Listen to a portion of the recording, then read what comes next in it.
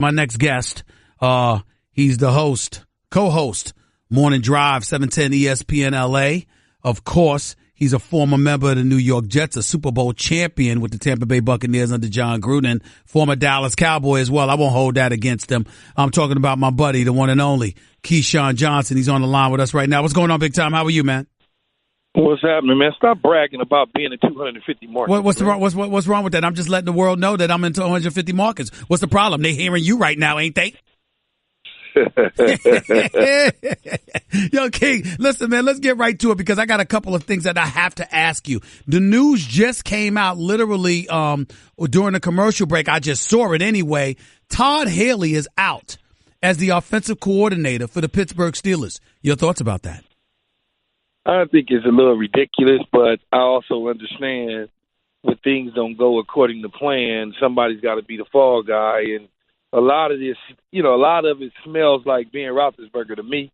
But I'm on the outside looking in. I really don't have all the intimate details. Mm-hmm. But it sounds like a situation where you got the quarterback kind of throwing people under the bus slightly, and then how this noise started to happen where you score. You're the third offense in the National Football League. Your career has certainly been on the upswing since Todd Haley's been the offensive coordinator. You've played crazy. Now all of a sudden he's not good enough because he was the side of the ball that gave up 50 points to the Jacksonville Jaguars. That's Todd Haley. Last 4 years, Steelers made the playoffs. In terms of yards, they ranked second once, third twice, and seventh, not this season, but last season. That's the offense under Todd Haley. So, I mean, people, that's pretty dynamic, impressive. Wouldn't you say? That's pretty impressive. But it says to me also that, evidently, I get your point about Big Ben, but have you ever had any issue with Todd Haley's play calling at all? No, I really haven't, because I guess for me, to be honest with you, I kind of understand what the offensive coordinators are asking in terms of dialing up plays.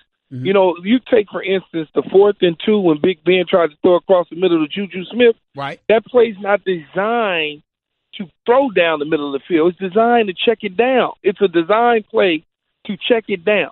Get the first down. Just check it down, get the first down. That's all you got to do. You don't have to be the hero. So a lot of times when we see that as viewers, the first thing we say is, why would Todd Haley call that play? Mm. Why would he call that play? That's what we say. I got you. Keyshawn Johnson right here with Stephen A. on ESPN Radio. Let's move on to some other subjects. I haven't had an opportunity to talk to you since the Rams got bounced out of the postseason by the Atlanta Falcons more than a week ago. What were your thoughts about this season? What happened to them come playoff time? Well, I think you got, number one, it was a terrific season. I mean, I had them winning 5 games. They certainly won the division. Jared Goff finally started to look like an NFL quarterback. Todd Gurley was an major MVP candidate. Sean McVay came in with his little mini Gruden act and put things together and got them into the playoffs. But the inexperience kind of hurt them. They'll never tell you that, but you could certainly see some of the mistakes that they were making against the Atlanta Falcons that they didn't realize the tempo of the playoffs was going to rise a little bit more. And next time around, I think they'll be more prepared with a little more experience to be able to take on a team and advance further into the playoffs. What do you mean, for a second? Let me go back to your initial comment. What do you mean his mini Gruden act? Mini John Gruden, I'm assuming you were talking about. What does that mean? Man, he reminds, I tell him all the time. Sean McVay remind me so much of Gruden when he calling plays, just his voice, because we get him on the air with us a lot because he's here in L.A. Every time I listen, I got to listen real careful because I ain't sure if I'm talking to John or if I'm talking to Sean. And you remember, Sean was with us in Tampa. Right. He was actually one of our little, he was one of the managers of the football team with us. So I tongue and cheek him all day long about being a little mini group.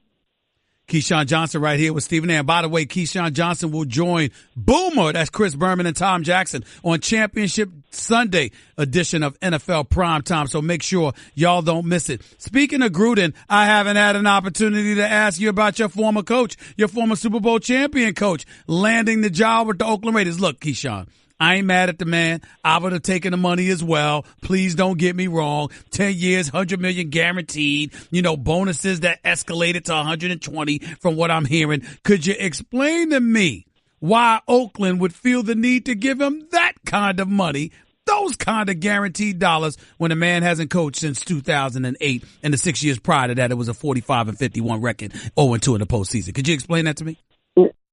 Well, I think Stephen Smith, that,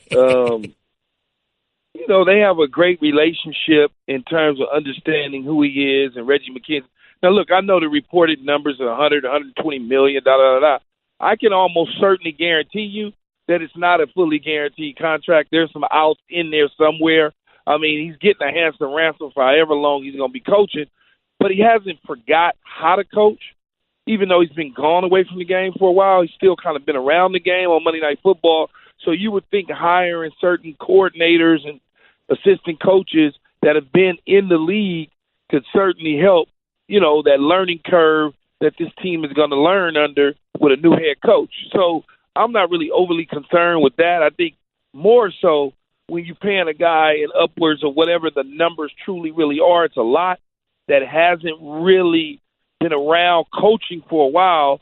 What are you expecting if you're the Oakland Raiders? Are you looking for instant gratification, or are you willing to wait several years to get into a deep run into the postseason? Or are you looking at this and saying the AFC will eventually be wide open because Tom Brady is getting ready to walk away at some point in time? And Big Ben.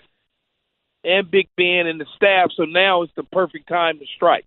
And I'm thinking, so then, therefore, you shouldn't have any problem with my expectations that if you're going to pay the man $100 million, he should deliver a Super Bowl within in about 4 years, shouldn't you say? 4 years. If they paid him $3 million a year, 4 years is plenty of time with that roster to advance deep into an AFC championship caliber football team with 4 years. You don't even need, you know what I'm saying? Any coach with 4 years with that roster that's worth anything should be able to get them to an AFC championship game. Gotcha. In 4 years. Gotcha. I mean, think about it. In 4 years? That's right. I mean, how much are you really going to change? Carr ain't going nowhere. Crabtree ain't going nowhere. Cooper ain't going nowhere. You may address the running back issue to some degree. You got the highest paid offensive line, and still pretty good. So you're really not addressing a whole lot. Maybe the secondary, maybe a linebacker or two. Okay. That's pretty much it. Works for me. Keyshawn right here with Stephen A. on ESPN Radio. Let's get to these conference championship games. Jacksonville, New England. Who you got and why?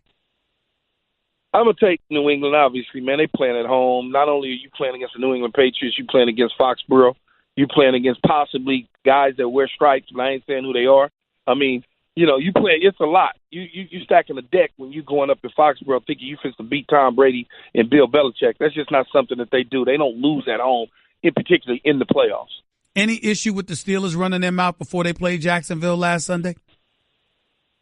No, because that's not bulletin board material. All that is for people like us that do sports talk radio and television to come on after they lose and say, see, they should have been quiet. Because grown men don't feed off of stuff like that, because if Pittsburgh would have won the game, we wouldn't even be saying nothing. We would just be like, oh, Pittsburgh wasn't going to lose to them a second time, yada, yada, yada, yada. But because they lost, we now can sit up there and point to them saying something and losing the game. Listen to Keyshawn using words like us and we as it pertains to the media. I'm very proud of you, big boy. I'm very, very proud. Let's get to the NFC. Well, go ahead. Say what you got to say. That was a slip up. That was a slip up on my part.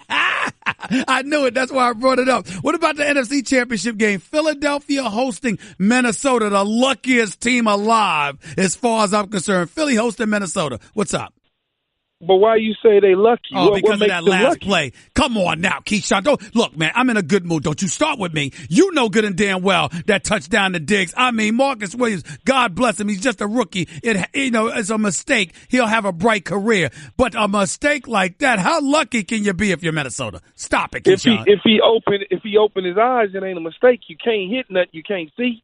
Oh, Lord. Really? That's where we going? That's where we going? Open your eyes, son. All right. All you got to do is open your eyes. You hit the dude, you open your eyes. He closed his eyes. Anybody that played football and know football can tell based on his approach and his body that his eyes were closed. We don't get that camera shot because it's all from the back end. Right. But he certainly closed his eyes. And, yes, at the end of the day, it was pure luck. You know, it's been a luck fest for them. Think about it. Teddy Bridgewater goes down a couple years ago. They bring in Sam Bradford. The team looks really good, playoff run, the whole deal, yada, yada, yada.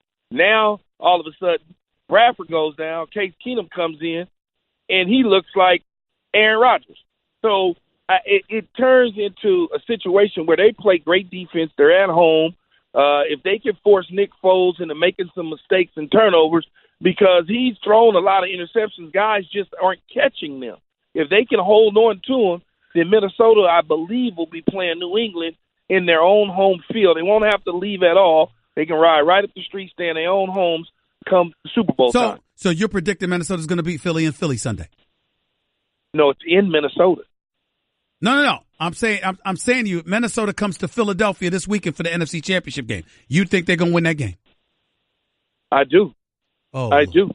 Look, man, you go back and do your TV, man. I can't wait to see but you with Boomer and Tom Jackson. But you're a Philly guy. I'm not a Philly guy. I'm from New York City. Watch your mouth. I'm from New York. You're a Philly. You covered the Philadelphia. What is it? That's right. I worked for the Philadelphia Inquirer for 17 years. Yes, that was true. That is true. I don't need all them years. I just know you worked for them. All right. There you go. I know you covered the Eagles when we smacked them. I know that much. I know that much. You saw me in the locker room after the game, too. You ain't got to rub it in, though. You ain't got to rub it in. Bye, Keyshawn. Wait, hold on, though. Go ahead. Check this out. What you think about the minority owners wanting Tomlin out? I think they're insane. They got a lot of damn nerves. It's a disgrace. 116-60 is his record. As many years as he's taken them to the playoffs, he's a Super Bowl champion. If Mike Tomlin deserves to be unemployed, a whole bunch of coaches should be fired. That's my take. No, but you know what, though? See, I'm the type of dude, as soon as I start to hear that chatter from Mike Tomlin, first thing I'm going to say is, if that's what the Rooneys want to do, let's make it happen. Because I know I'm going to get another job. That's true. Too good of a coach to be on the streets. Like you said, it's a whole lot of jokers that need to be fired as head coaches if Mike Tomlin going to be on the streets. Amen, brother. Amen. Appreciate you, man. Can't wait to see you Sunday night. Take it easy. Keyshawn Johnson, he's going to join Boomer and Tom Jackson on Championship Sunday edition of NFL Prime Time. Boy, do I miss Boomer and Tom Jackson. And Keyshawn, by the way, even though I hear him all the time in L.A. But I miss Boomer and Tom Jackson. I can't wait till Sunday night. I just can't wait. That's must-see TV, Boomer and Tom Jackson doing post-game highlights. I'm here to tell you that right now.